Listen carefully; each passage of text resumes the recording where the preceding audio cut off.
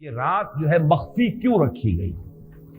تعین کے ساتھ کچھ معلوم نہیں یہ رات کون سی رات ہے، کون سی رات ہے، اس کا جواب تو میں بعد میں دوں گا کہ اس میں جو آراء ہیں مختلف، لیکن یہ کہ اس کو کیوں مخفی رکھا گیا اس پر کچھ پیاری باتیں ہیں جو مفسرین نے کہی ہیں۔ پہلی بات تو یہ کہ جتنی عظیم چیزیں ہیں ان سب کو مخفی رکھا گیا۔ قیامت کب آئے گی؟ مخفی ہے، آئے گی یہ یقینی ہے۔ کب آئے گی؟ یہ تو ان امور میں سے ہے کہ جس کا علم نبی اکرم صلی اللہ علیہ وسلم کو بھی نہیں دیا گیا، جبرائیل کو بھی نہیں دیا گیا۔ چنانچہ حدیث جبرائیل میں واضح طور پر الفاظ موجود ہیں، وَمَا الْمَسْئُولُ عَنْهَا بِأَعْلَمَ مِنَ السَّائِلِ۔ کچھ معلوم نہیں، نہ سائل کو معلوم نہ مسئول کو معلوم قیامت کب آئے گی۔ اب یہ عظیم حقیقت مخفی رکھا گیا اور اس کا خاص طور پر ذکر کیا گیا سورہ طٰہٰ میں، اکاد اخفیھا لتجزی کل نفس بما تسعی۔ اگر تعین کر دیا جاتا تو جو قریب کے زمانے کے لوگ ہوتے وہ تو خوب پھر محنت کرتے آخرت کے لیے، اور ذرا فاصلے والے ہوتے وہ ذرا تساہل کرتے اس کے بارے میں۔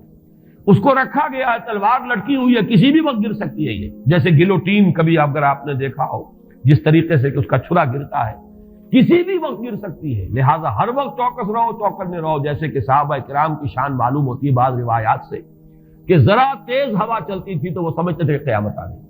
اس درجے استحضار تھا اعصاب کے اوپر، اس کا اتنا اثر تھا کہ ذرا تیز جھکڑ چلا اور انہوں نے سمجھا قیامت آ گئی۔ تو اس طریقے سے قیامت کو مخفی رکھا گیا۔ اکاد اخفیھا لتجزی کل نفس بما تسعی۔ نہ آج سے 100 برس پہلے والوں کو معلوم تھا کہ قیامت کب آئے گی، نہ آج والوں کو معلوم ہے، نہ اگر ابھی دنیا کی عمر ہے ابھی 100 برس اور تو قیامت سے ایک دن پہلے بھی شاید یقینی طور پر معلوم نہ ہو سکے کہ کل قیامت آ رہی ہے، تاکہ ہر وقت جو ہے امتحان اتنا ہی شدید رہے، اتنا ہی کڑا امتحان رہے ہر ایک کے لیے۔ لتجزی کل نفس بما تجزی بما تسعی، تاکہ ہر ذی نفس کو بدلہ ملے اس کی سعی کے مطابق۔ اسی طریقے سے موت کا وقت معلوم نہیں، وما تدری نفس بأی ارض تموت، کہاں موت آئے گی کچھ معلوم نہیں، کہاں موت آئے گی، کب موت آئے گی کچھ معلوم نہیں۔ اسی طرح نوٹ کیجئے صلاۃ وسطیٰ، حافظوا علی الصلوات والصلاۃ الوسطیٰ معین نہیں ہے، اس کے لیے آراء اگرچہ ہے، اکثر آراء جمع ہو گئی ہیں صلاۃ العصر کے بارے میں، لیکن تعین سے حتمی طور پر نہیں کہہ سکتے۔ یہ رائے بھی ہے کہ کوئی بھی معین نہیں، تمام نمازیں جو ہیں وہ صلاۃ وسطیٰ کے حکم میں۔ بہترین نماز کوشش کرو کہ پوری محافظت کرو، صرف نماز کی نہیں، بہترین نماز کی، ہر نماز تمہاری بہترین نماز ہونی چاہیے، ہر روز روز عید ہو، ہر شب شب برات۔ اگر اللہ تعالیٰ کے ساتھ کوئی قلبی ربط ہے تو ہر دن جو گزر رہا ہے وہ روز عید ہے، اور ہر شب جو گزر رہی ہے وہ شب برات ہے۔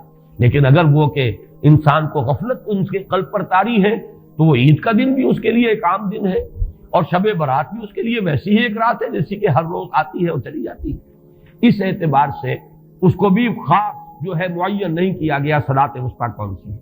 اسی طرح بعض روایات میں جو آتا ہے اسم اعظم، اللہ کا ایک نام ایسا ہے کہ اس کے واسطے سے اللہ سے جو بات مانگی جائے وہ رد نہیں ہو، لیکن وہ کون سا نہیں بتایا گیا۔ اقوال ہیں، اندازے ہیں، حی و قیوم پر زیادہ، الحی القیوم پر زیادہ لوگوں کا جو ہے وہ اجماع ہوا ہے، لیکن یہ کہ یقین سے نہیں کہہ سکتے۔ تو اسی میں اس کو بھی نوٹ کر لیجئے کہ اس کو مخفی رکھا گیا ہے لیلۃ القدر کو۔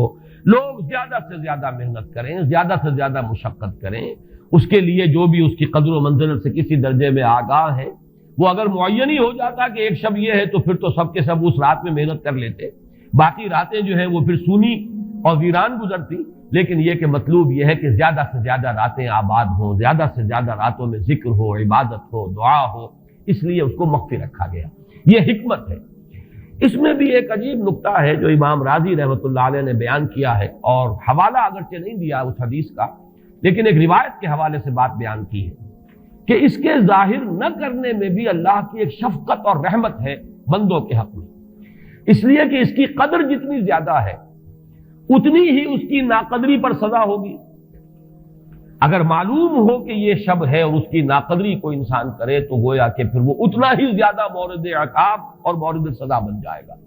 اس کے لیے ایک بڑا پیارا واقعہ نقل کیا امام راضی نے کہ حضور صلی اللہ علیہ وسلم حضرت علی رضی اللہ تعالی عنہ ایک روز مسجد میں داخل ہوئے، ساتھ ہی آئے ہیں، دیکھا کہ ایک شخص سو رہا ہے، نماز کا وقت ہو چکا تھا۔ حضور نے حضرت علی سے فرمایا کہ اسے جگا دو، اسے ہوش میں لے آؤ تاکہ یہ وضو کرے، نماز کے لیے تیاری کرے۔ حضرت علی نے امتثال امر کیا، جا کر جگا دیا۔ لیکن پھر ایک سوال کیا حضرت علی کہ حضور آپ تو خود نیکی کے کاموں میں بہت سبقت فرمانے والے ہیں، سباق بالخیر یہ لفظ آئے، سبقت کرنے والے بہت کثرت کے ساتھ، تو آپ نے یہ جو ہے یہ کام خود کیوں نہیں فرمایا، اور مجھے کیوں اس کے لیے آپ نے حکم دیا؟ آپ خود بھی اسے جگا سکتے تھے۔ آپ نے فرمایا کہ تم اس کی حکمت کو سمجھ لو، میرے جگانے پر اگر وہ نہ جاگتا اور انکار کر دیتا تو کفر ہو جاتا اس کے حق میں، اور تمہارے جگانے پر اگر